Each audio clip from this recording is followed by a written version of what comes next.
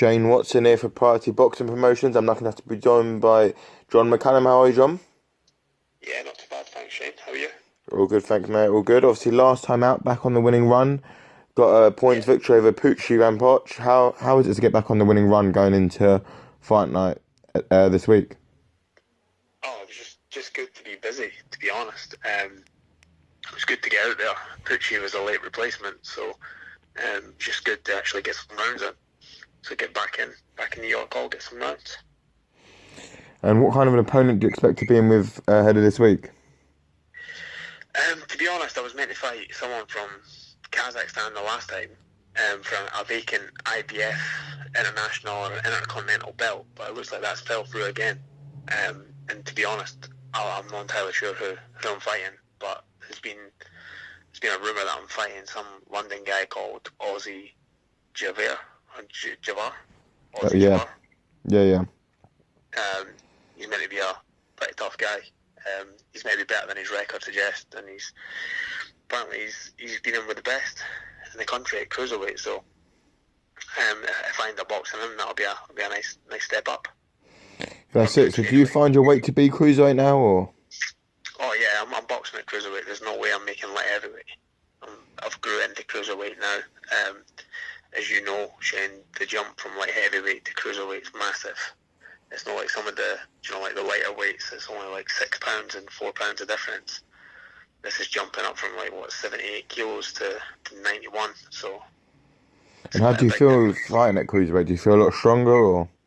I feel stronger. I feel great at cruiserweight. I actually walk around at just over 100 kilos. So coming down to 90.7 can be a bit of a challenge. So to get to 78, 79 kilos, it's never going to happen. So what is your ambitions still in boxing? What do you still want to achieve? Like obviously you're having your second, you're having another run out for the years out. What is your plans for 2022? Shane, I want to be involved in the biggest fights possible. Mo knows this. This one here, I was wanting to fight for one of these vacant IBF belts. I was the one pushing for it, pushing for a harder test to fight for one of these belts because I do believe that if I get one of them and I do get in like a top 10 ranking with like an IBF or a WBO, then that'll put me into another big fight with a Tashenko or someone like a Tashenko, someone like that. There was talking me fighting Mike Perez in Germany. He's meant to be fighting this month as well. So I could have boxed Mike Perez in Germany for a WBA intercontinental title. So I want to be involved in big fights with these kind of guys. And where would a win against someone like that leave you? Like world title aspirations, or?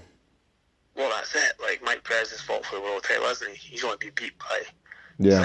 Miris Briedis and Alexander Povetkin, and we all know who Povetkin is. But the I think he beat Carlos Takam. Takam gave Joshua problems in Wales. So I mean, these guys are like good world class operators.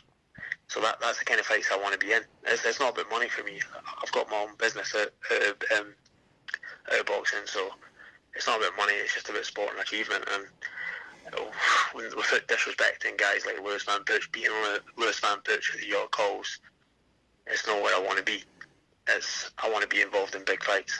I've boxed my whole life. I've boxed since I've been a kid, and I boxed at a decent level as an amateur as well. So I know that I can box with the best. So I just feel that I'm on levels well above Lewis Van Putsch and guys like that on this domestic scene. So I just want to box the best. Obviously, domestically in the UK, cruiserweight is a massive division right now. You've got the likes of, Yeah, obviously you've got Tom McCarthy, you've got Chris Billam-Smith. World yeah, level, you've got obviously Lawrence Cody and whatnot. I know you've got Isaac Chamberlain around domestic level still at the moment as well. A lot of decent names. Are these kind of guys you want to be in with as well? yeah, 100%. These are the kind of names that I want. Yeah, Chris Billam-Smith, Tommy McCarthy's. They're the ones that I'd love to get a chance to fight, and I jump at that. Obviously, Lawrence is a world champion, so the chances of getting that right now is pretty slim. Unless I beat a Tashenko or beat a Mike Perez, then that possibility might happen. But um, Chris Billam-Smith, I think he's a British champion, isn't he? British, Commonwealth, and European. So That's it, yeah. yeah, I mean, I'm only one fighter, one decent win away for challenging someone like that. So they're the kind of fights that that I want to be involved in. I mean, obviously it's harder getting those fights because the guys are away matchroom, and obviously for them fighting me, they're not going to gain nothing, are they? They're not going to gain anything from fighting me. So getting that chance to fight one of them is going to be quite slim. So that's why sometimes the phone will ring and you get used as an opponent for a Tashenko or a Mike Perez or something, because you're a foreigner going over there. Yeah. Whether it be Germany or Russia, but I'm willing to take that chance.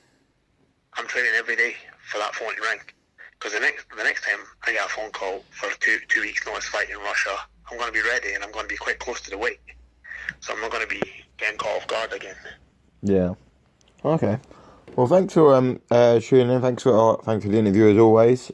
Obviously, wish you best of luck ahead of Friday night, and hopefully we can catch up again soon. Yeah, not perfect. Thanks for having me, Shane. Cheers. Take care.